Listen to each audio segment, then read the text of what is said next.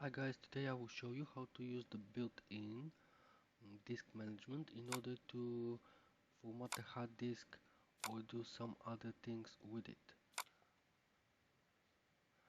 This is the disk management. You have to give it a couple of moments until it loads all the hard disks that you have, and then you can see them here. We're going to use the USB flash drive, which is currently formatted to install various operating systems, and here you can see what you can do with that. You can change the drive letter if you want to. You can format the hard disk, and normally you can extend it, shrink it, or something else. Now this is not available for all hard disks, but it is available for those who can support the function.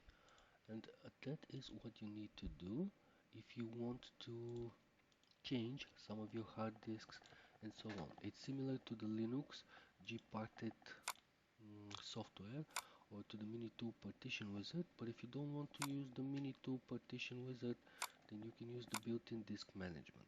Thank you for watching guys. Please visit our website sa.v.bg.